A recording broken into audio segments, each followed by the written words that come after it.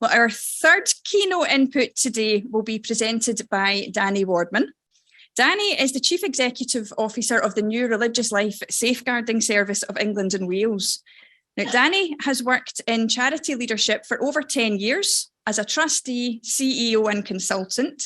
Dani began working with some religious congregations and then with the Conference of Religious in England and Wales, where she worked on the structural changes needed in safeguarding after the ICSA and Elliott reports. The RLSS was recently formed and Dani became the CEO in November 2021. So Dani's committed to making the church a safer place by seeking to understand all the complexities that religious face within safeguarding. And I am delighted that she's travelled up to Scotland to be with us today. And I'm really looking forward to hearing Dani's reflections on the primary duty that we all share, walking together with victims and survivors in safeguarding. So please give Dani a big welcome.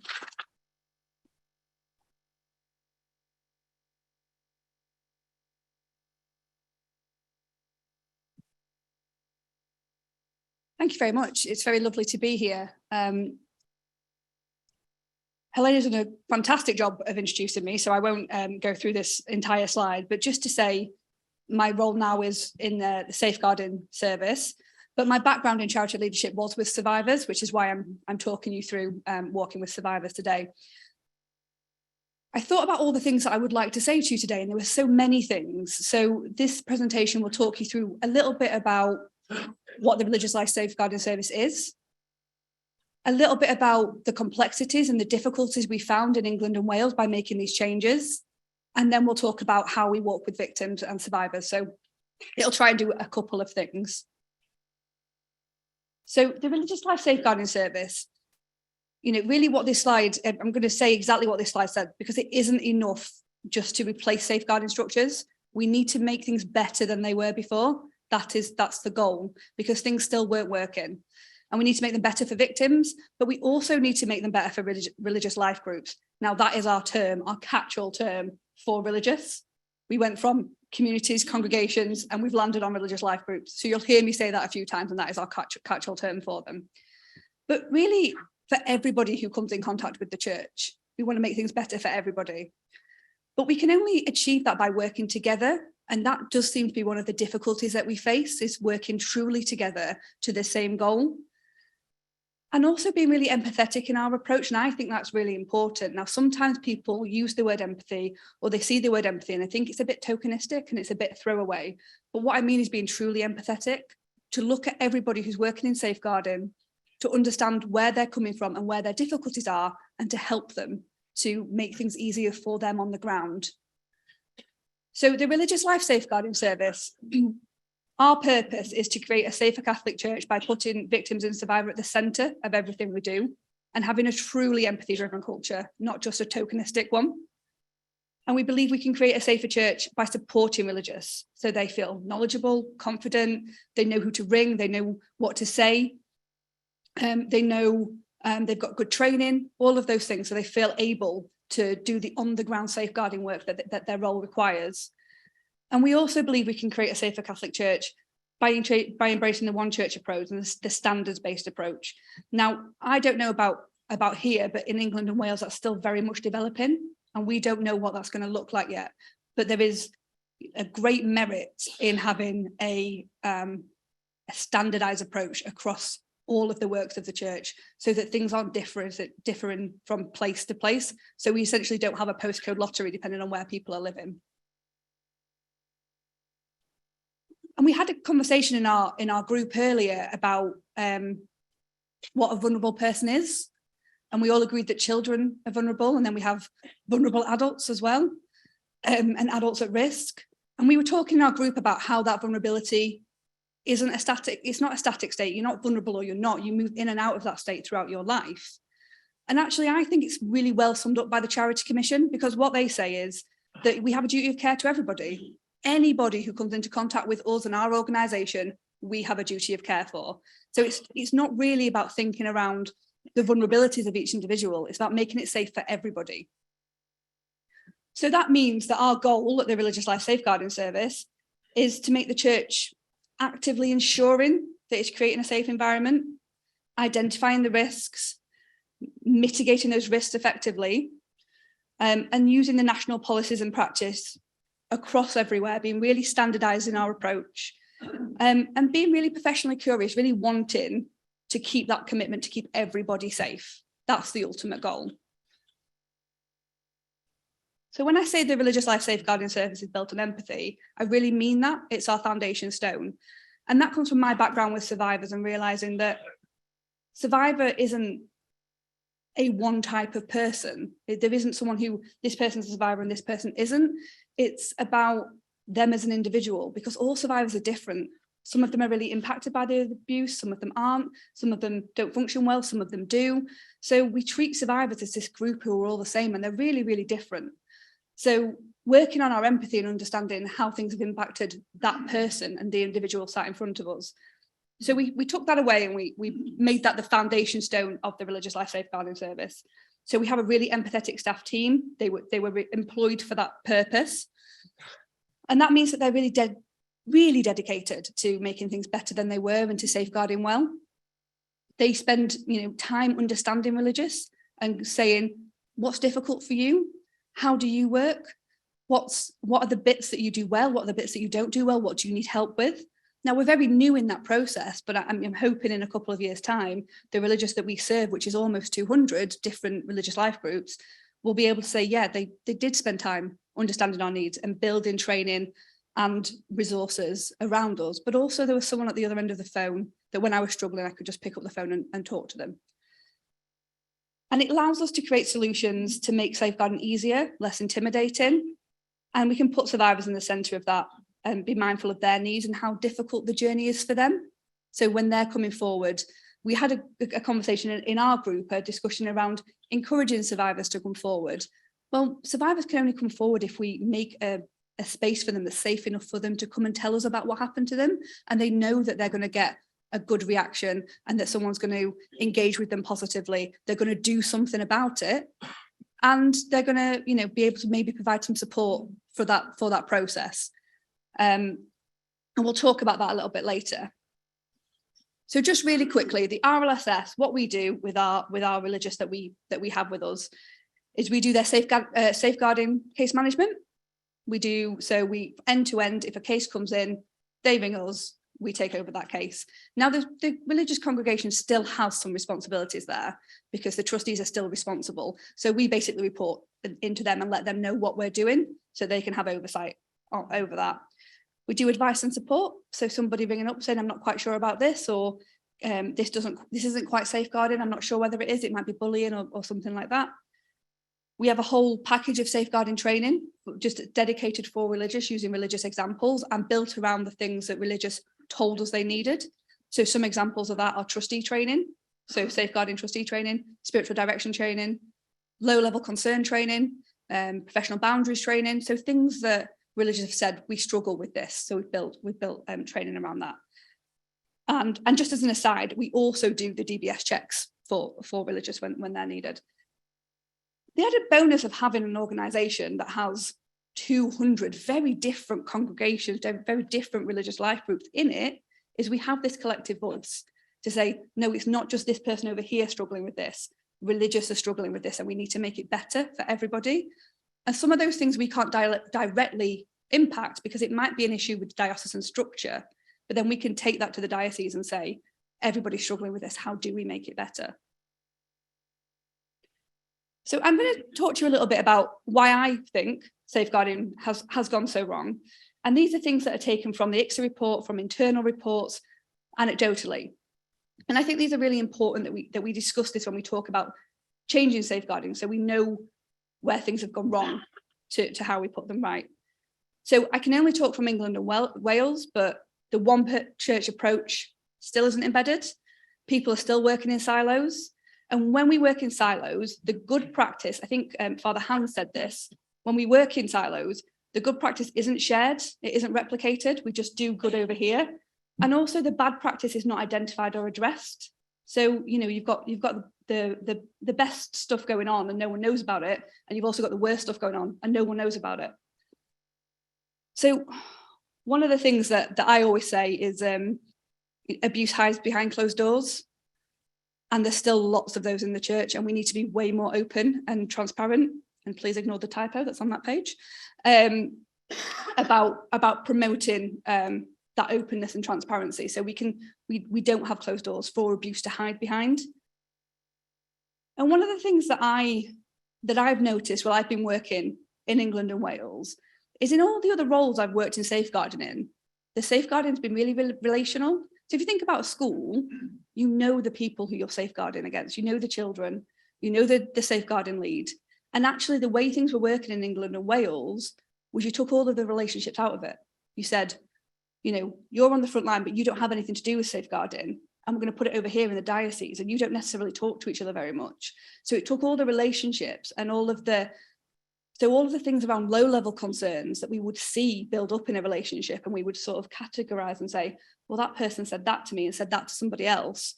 We couldn't capture any of that because none of the relationship was there. So it's really important that we build back into safeguarding that relational approach. The other thing that we noticed was that people employed in safeguarding roles were from really, really qualified backgrounds, but they often weren't employed for the softer skills. And that's absolutely what survivors need. They need people who are able to do those softer skills.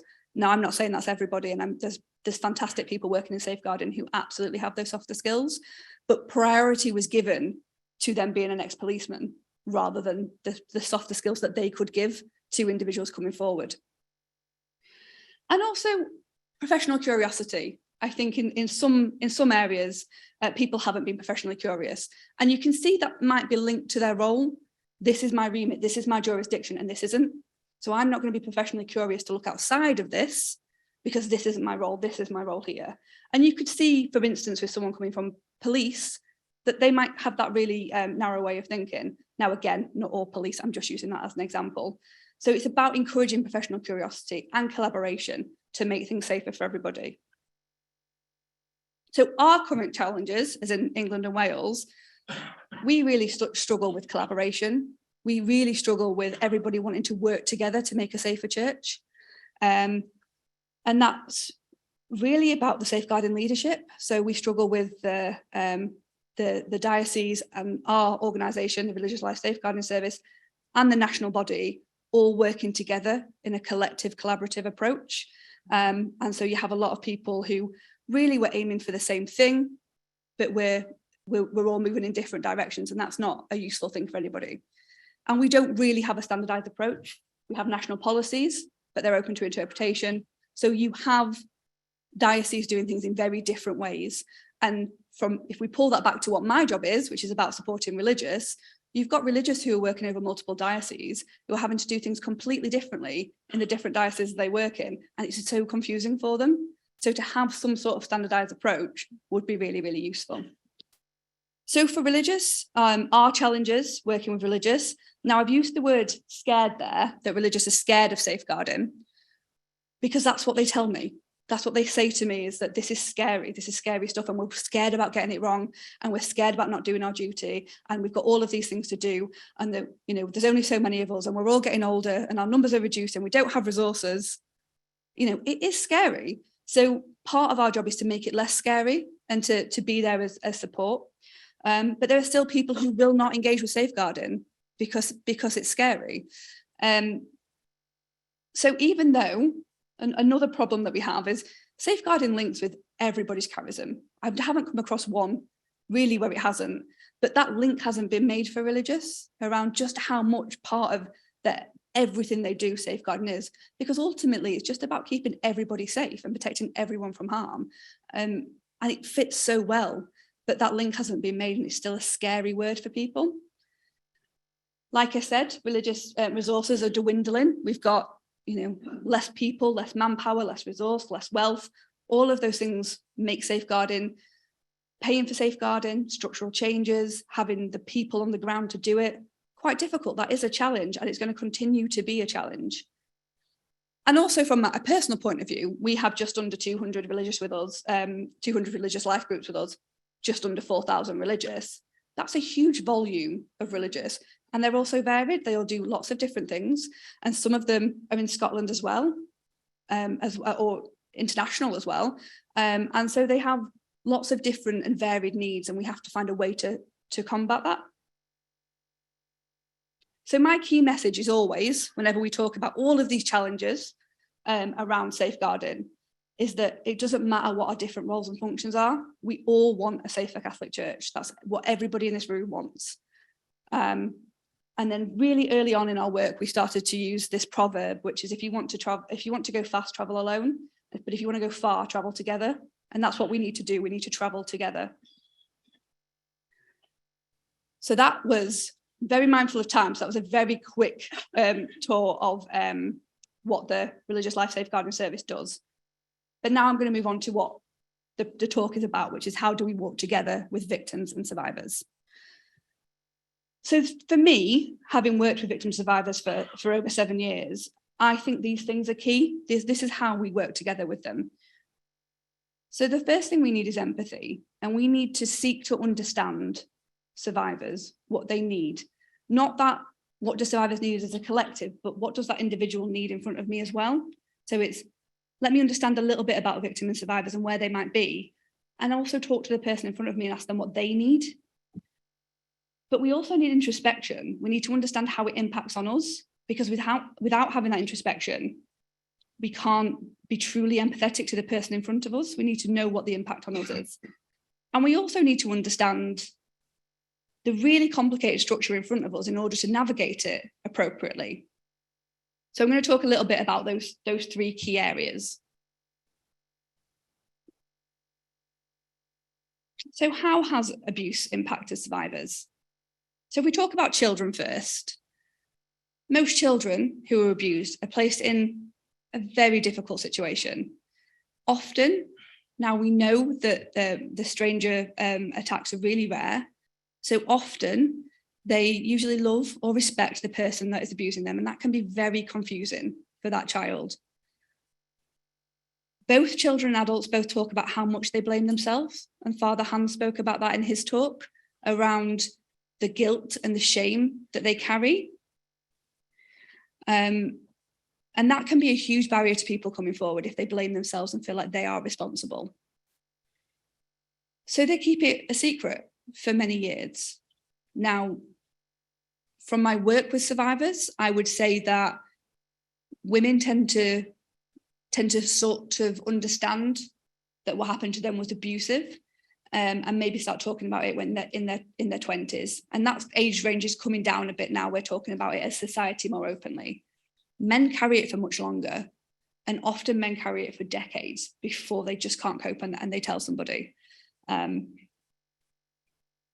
So you can imagine that the emotional impact of carrying all of the guilt and the shame and the secrecy, and just having that secret about what happened to them, and all of the impacts that has, just can lead to some really difficult and complex issues for that person about how they manage to cope with that day to day. Often when someone is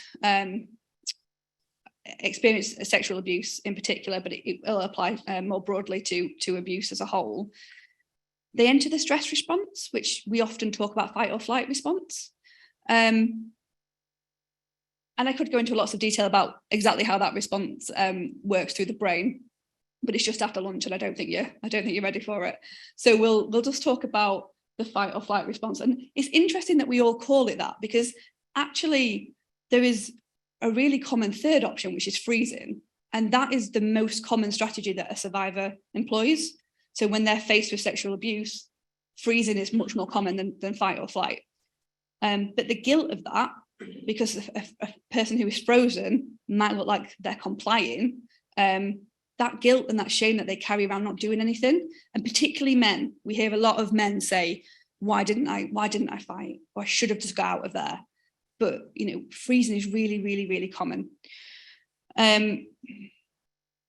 When people are in that really traumatic situation, the thinking, the logical part of the brain goes offline, and they're just in survival mode.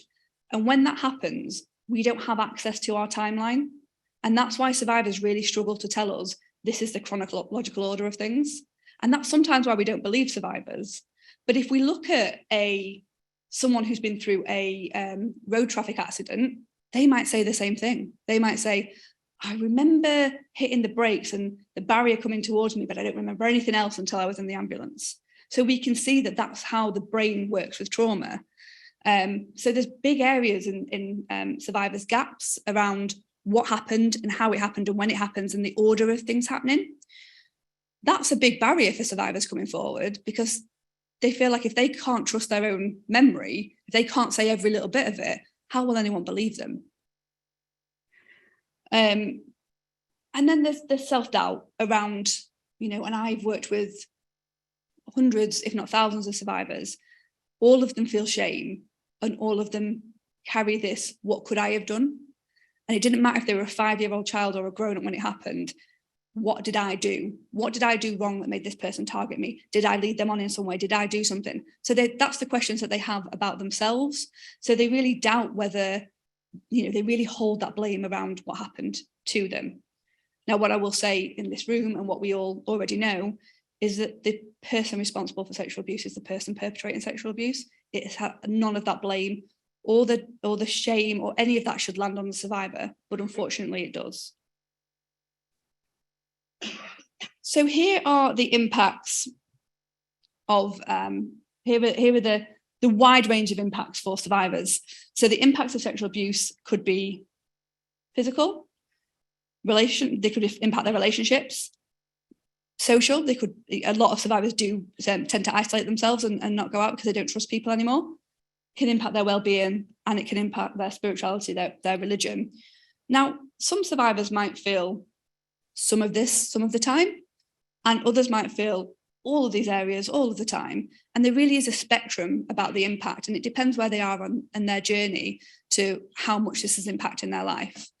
But what I can say is, for survivors of abuse, the abuse is really impactful and it really does shape their life. And one of the things I would really like to say is, from doing so much work with survivors, is that often we think, well, that happened years ago and they've sort of put it to bed now.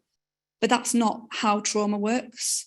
This informs who they are as a person and how they interact with people and how they trust people for their entire life. And even if they do loads and loads and loads of work on themselves, and go to lots of counselling and get into a really good place with it, there might be something that comes along that absolutely rocks them and really makes them go back to where they were 10 years ago or 15 years ago without really any forewarning. It's a bit like when you're bereaved and you're going through grief, and a song comes on that reminds you of the person and you just hit with it. It's a bit like that, and it can be anything. So it could be your children get to the same age that you were when you were abused, and all of a sudden all these feelings come back. So to say that we can do a thing and then that person will be fixed is really not the case. And that might explain why survivors occasionally come back. They might occasionally come back to say, the harm that was done to me, and I know I had counselling, but actually I need a bit more, I need something else, because for them it's a lifelong burden that they carry. And then we've got the common complexities of trauma, anxiety and depression, self-harm. Suicide, I think, is a big one that, if we had time, I would spend time talking about that, particularly in the Catholic context and the shame and the guilt that in itself brings. But I haven't worked with a survivor who hasn't thought about suicide at one point or another. And most of them have tried to commit suicide. And I think if we could look at the reasons why people committed suicide, in the true reasons they committed suicides, lots of those people would be survivors of abuse. And they live with flashbacks and panic attacks. And flashbacks can feel really overwhelming, because it's not just like a memory. It can feel like you're reliving the trauma. And they can happen anywhere. And that's one of the reasons why survivors tend to isolate themselves, because when you're going through all of these impacts, going out becomes quite difficult, because you could have a flashback in the supermarket or a panic attack in the supermarket, and you want to sort of limit that contact with the outside world. So when we're talking, just so, and this is just to inform the information that you have around survivors, because one of the questions that I get asked all the time is, why didn't they tell anybody? Or why is it taking them 20 years? So averagely, it takes an adult survivor who was attacked as an adult around 2 years before they seek help. And by seek help, I mean they could talk to a family member or seek counselling or report. That could look like many different things. But it's around 2 years before they're able to sort of make sense of what's happened to them and start to seek recovery. When it's a child, it takes them so much longer to come forward. And of course it does. That makes a lot of sense. You know, it can take decades, because they've got to, if it takes an adult 2 years to understand everything that happened, for a child that time period is going to be a lot longer. So here are some of the things that keep survivors hidden. So the ones that are in purple are the ones that I'm going to talk to you about. Shame. Like I said, I've never met a survivor who doesn't experience shame, and having to talk about what happened to them and the feelings that will bring up for them. The big one with the church that I find is love. So we see this in families. It could be love of the perpetrator, but often it's love of not wanting to break the family structure. And that's really replicated in the church, is that there's a love of the church and they don't want to harm it by saying this thing happened to me. We often find that it's only when a mum dies, for instance, that someone might start to talk about what happened to them, because they just never wanted their mum to know that happened. So, you know, love does have a big part to play. But also, particularly when we're talking with children, just not understanding what happened to them was abusive, didn't know it was wrong, didn't have the information to say that wasn't okay. And it's only with adult context that we can start to look back at those experiences and go, I don't think that was okay. So one of the things that everyone always asks as well is around how can we work with survivors? So there's some important things to know when you're working with survivors.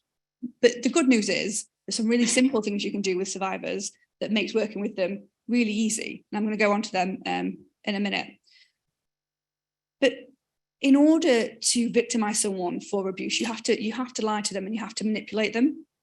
So it's really important that we are really transparent with survivors so they don't feel like they're being lied to or manipulated, that we just do what we said we were going to do.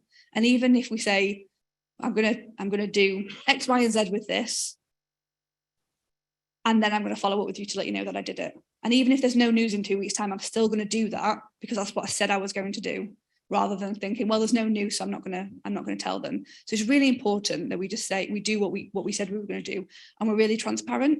And if we don't know the answer, to say that we don't know the answer, and not to hide things from them. Trust and belief in particular is key. Now, in order for someone to feel believed, they just need to feel heard. You don't have to say, I believe you. I believe everything you said to me, and I'm going to go and take it away. You don't have to do that. And I know that for some people that becomes a really big issue. But in order for a survivor to feel believed, they just need someone to listen to them, and for them to truly listen, and for them to feel heard and to say, I'm going to do something with this. I'm going to take this to, down the correct path. The other thing to remember is when people are victims of abuse, they have all of their choices taken away from them. So choice is really important for survivors. So give them choice whenever you can. Now, there are some things, and I can only talk from England and Wales, that we can't give survivors choice about. If they tell us about church abuse, we have to report it. We don't have a choice. But we do have a choice about how we report it. Do they want to be anonymous? Shall we, here are the ways that we can report this. Where would you like us to report it to? So that even when it looks like there are no choices, there are. And that's just about empowering survivors to, it's their story, and we're doing things for them. And one of the things I always say to religious is, religious feel like safeguarding is done to them. They have to safeguard, and they're told to do all these things. And one of the things that the Religious Life Safeguarding Service wants to do is to do safeguarding with religious, to help them be involved, to talk to them about what we all need to do and achieve. But that's the same for survivors. We're not doing this to them. We're doing it with them, and we're doing it with they're informed. They might not consent to it being passed on, but there's nothing we can do about that, but they are informed about the process. We talked about how detrimental abuse can be, and also about the differences in survivors. So the scars of abuse are always there, But for some people, they may fade and they may be doing really, really well. And for other people, they may not. And it depends on the individual. And we don't, just like we now know that perpetrators aren't that really narrow view we had of perpetrators that the press used to show us, which was, someone in an Adirondack hiding in a bush. We know that perpetrators don't look like that. But we still have got this view of survivors of being, these really delicate people who are made of glass, who we have to really treat with care. And that's not survivors. Survivors are so many people. There'll be people in your life who are survivors. There are strong people who are survivors. And sometimes the situation might mean that they are, that they do become a little bit delicate, just like we were saying about vulnerability not being static, that they do go into a vulnerable state. But actually, survivors are so resilient. They've lived through so much and they lived with so much. We need to be careful and make sure that we are listening to them and we're doing what we say we're going to do, but we don't need to hide the process from them. We can be transparent with them. They'll be able to understand it.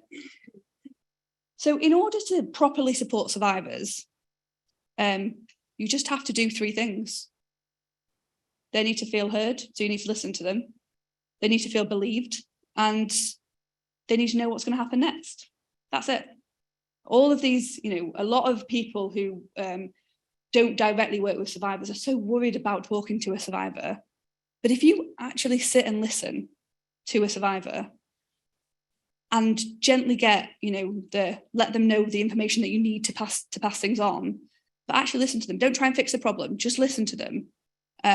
They'll feel heard. They'll feel believed, and you've done your job. Often people try and give advice, which is, not that useful. But I think a lot of the religious in the room can recognize that, because that's hugely part of what you do anyway, is listening to people and hearing their experiences.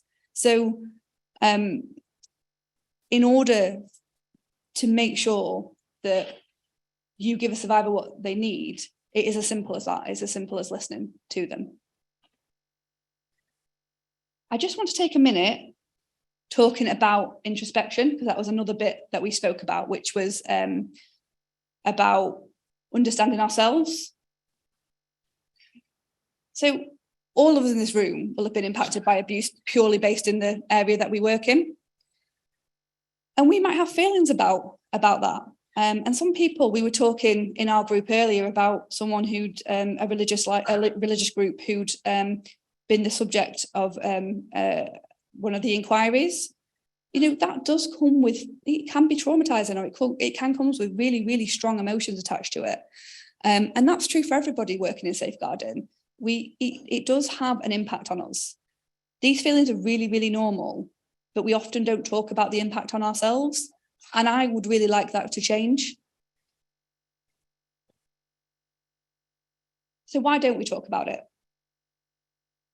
I mean, the biggest one that I hear is that the need is greater than ours. Yes, we're impacted by it, but it's nothing compared to what the survivor went through, which is fair. It's a very fair point. Worried that we're the only person carrying the impact and everyone else is fine. I mean, that one is, I think, could sum up the majority of the conversations that I have, is that it's really uncomfortable stuff like sexual abuse. Really, really uncomfortable. So let's avoid it. And then, there's the side of things where, by talking about it, will we make things worse? Will we just, open that box and make everything so much worse, where we've been having a lid on that box for a while now and things seem to be okay on the surface, so we don't really want to upset that apple cart. And finally, please remember that we all have our own relationship with trauma, and some people who are working in this field have a particular relationship with trauma, in that they've experienced really traumatic events in their childhood or in their adulthood, and that's one of the reasons why trauma can be difficult to talk about. But what I would say is understanding ourselves is really the key to helping others. So if you're a counsellor, you have to do counselling on yourself, so that when someone's coming into your room, you can put all your stuff over here and you can listen to the person in front of you. That's what you have to do. And that's what I would encourage us all to do, to really examine our relationship with the abuse crisis and to understand the impact on ourselves, so we can put it over here, so it doesn't impact on the person in front of us telling us about their abuse, because we're carrying our own things. Like the slide said, it's harder to do certain tasks with a physical injury. We know that. Try and make a cup of tea with a broken arm. It's going to be more difficult. But it's the same for the trauma that we carry, and the mental fatigue of safeguarding, and all of those things. The emotional tasks are harder to do when we are emotionally invested, and we need to understand what our emotions are in what's coming up for us. So, you know, do we automatically believe survivors, or do we hold something there where we think survivors aren't telling us the truth for some reason? And if we do, we need to examine that. So when a survivor comes to us, that's over there, and we can listen to the person in front of us and just hear what they have to say. But also we should talk about it so that we realise it's normal, other people feel the same. And our ultimate goal is always to respond better to sexual abuse once it's raised, and to the person in front of us, so they get a good response. So how has the management of abuse impacted survivors? If a survivor spoke out at the time and nothing was done, or a report was made but nothing really changed, this will reinforce all of their incorrect thinking about who is responsible and who is to blame. So this often adds to the trauma that someone feels. One of the things from working with survivors for me that was really eye-opening was the abuse itself was traumatic, but often the additional trauma was the response from the first person they told.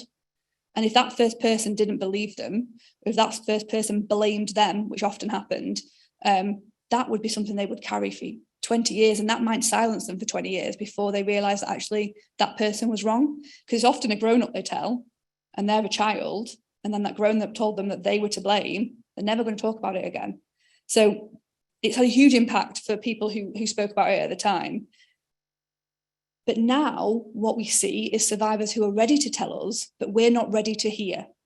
So when survivors tell us, we don't know what to do with that, or we might just make a police report and that's enough. And it's not enough for survivors who have waited decades to tell us about what happened to them. So we need to make sure that we have a prompt, effective, and empathetic response to survivors. And I say prompt because I have worked with some religious groups where generally they haven't, you know, it's gone through the courts and they just haven't engaged with a survivor for 18 months. And that isn't enough for a survivor. They can't wait for an outcome for 18 months with no contact. So when we don't have a prompt, empathetic, and effective response, survivors don't feel heard and they don't feel believed. But it can also lead to a lot of anger, frustration, often despair, feelings of injustice, and re-traumatization for that person, because it's like the abuse happening all over again. Their power is taken away and nobody believes them. So how can we do things differently? So by understanding the impact of abuse from what the survivor needs from us, not what we need, what they need, we need to recognise the harm done to them. We need to understand how big that impact has been on their lives. So we need to seek that information out ourselves. We need to educate ourselves around what harm has been done and what that impact could possibly look like for them. And they need an acknowledgement often from the institution where it happened to say, yeah, we didn't uphold our duty of care to you. And that's a big step for a survivor to get that closure, for an institution that maybe previously has told them nothing happened to say, no, we didn't, the duty of care we had to you was not upheld. And that can be done in lots of different ways. But we also can manage them differently, like I was saying, by starting to address how abuse has impacted us personally, because it gets really easy to get bogged down in our own feelings and what we think about the person sat in front of us. So it's really important to explore why we feel like that and what the impact has been on our communities. And then the next step away from that is to shift your thinking about all of your things, to put it over here and to focus on the survivor in front of us, and making sure that you actively listen to them, and that they feel heard and they feel believed and they know what's going to happen next. I've taken down what you said to me. This is who I'm going to tell about it. I'm going to get you a response from that within 2 weeks. And even if that response isn't there, just to get back to them to say, I've not heard anything, but I am chasing it up. I haven't forgotten. And I think ultimately it's just treat them as you would want to be treated. If you went to an organisation and you told them about something really traumatic that happened under that organisation, how would you want to be treated? We want to be treated with respect, with dignity. You'd want somebody to give you some time. You'd want to feel like they believed what you were saying. You'd want them to take it seriously. All of those things. None of it's rocket science. It's all really simple things that we can do to help survivors feel like they're being heard. So the last couple of things I'm going to say is, in order to do that, in order to provide that response to survivors, we need to understand what our duties and responsibilities are, but also what they aren't.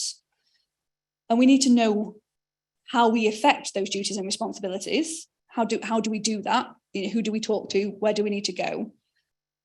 But we also need to understand the limitations of our own role and what we can and can't do. And we need to be really transparent with survivors about that, because they just might simply want something that you cannot provide and that no one can provide for them. So they might want an inquiry into a particular, religious group, and that's just not going to be something that you can do, because inquiries are generally national and they've chosen the people they were going to look at. And unfortunately, the person that abused them hasn't been chosen, but there isn't anything you can do about that. So it's about saying that in a really kind and empathetic way, to understand why they want it, but that actually is just not possible, rather than saying, oh, we'll look into that, because it's not possible from the start. So the last thing I'm going to say is taking us back to the title of the talk: how do we walk together with victim survivors? Well, I personally would treat it like we're going to climb a mountain, because in order to do that, we need to be prepared. We need to know which path we're going to take up the mountain, because one might be more treacherous than the other. So in order to find out which path we're going to take, we need to understand the landscape around us. So we need to understand all of the reporting mechanisms. What are my duties? Who can I ask for help? Who needs to hear about this? Where do I get where do I get all of the support from to put this where it needs to be? So we need to understand all of that safeguarding landscape that's really, really complex. So that's one thing that we need to do in order to get up the mountain. And the other thing is we need to understand who we're climbing with. So we need to, so let's say that's the survivor. We need to understand who they are and what their ability is, what their climbing ability is, what equipment they have. Because actually they might be a really experienced climber, but they don't have any crampons with them, so they're never getting up the other path. So we better take the other, the more touristy path up the mountain. And we also need to understand ourselves. What is our ability and what is our equipment? And recognise when we don't have the right equipment and ability and hand it over to somebody else. So if we didn't have any of those things, if we were going to go climb a mountain and we did no preparation and we took no equipment, we're very unlikely to get to the top of that mountain. Or worse, we might get lost or we might get injured. So it's really, really important when we're working with survivors that we've done the preparation, that we've started to try and empathetically understand survivors, that we understand ourselves, and we understand all of the processes around us so we can navigate it effectively for them. Due to time, I don't think we'll probably have questions, but if anyone does have any questions, please find me at the end. Okay, thank you very much. It's Sister Joanne, I'm a Carmelite. I just wondered about the whole area of prayer and spirituality. I don't want to spiritualize or saying this is the way Christ will heal, but what about our own prayer as we're dealing with these things? And can we pray with survivors and victims? Is there a way that we can be energized by our relationship with God? I think be led by the individual. So, there are victims and survivors who still are a really big part of the Catholic Church, and their faith is really important to them. And if that's something that is appropriate to do, but it's the individual, and it's really about getting to know the person in front of us. Now, what some places have done is they've taken the individual out of that, and they've created a prayer for survivors at a certain time. So they've said, every Saturday we will do this, and this will be our prayer to survivors, and that's our commitment, and keep survivors fresh in our mind. So they'll take the individual out of it. But I've also worked with people where the survivor, the abuse hasn't happened particularly there, but they've wanted to, they've gone to somewhere, they found a connection with a different place, and they've said, you know, I do want to pray about this, and that's been absolutely fine. But it's really individualized. That I can't give you, again, like I was saying, I can't give you a blanket statement and say survivors are like this, because they aren't. It's to do with that person, and for some people that would feel really traumatic, and for other people it would feel really healing. So it depends on the individual. Thanks very much for your talk. This question about making the survivor feel believed. I mean, how would I know? Because I'm not a judge, I'm not an expert, and they may be making it up at that stage. I don't know. So how do I avoid giving them an impression that, yes, I believe you, and actually maybe it's not the case? You don't have to do anything other than listen to them. If you listen to them and take down their report and really do your duty, and whatever the outcome of that is, but if you say, you know, you know, let's have this conversation, really engage with them, really listen to them, and then go and follow it through all the processes. Whether so I don't it doesn't really matter, I believe you or anything like that. No, I would say a lot of people are really uncomfortable with saying that, and that a lot of people I've talked to are really uncomfortable with saying, I believe you and I'm going to take this forward. But you don't need to use that as, that's not how we convey belief. Just by seriously listening to someone and taking what they're telling you seriously and doing all the things that you would normally do, people will feel believed because you're doing something about it.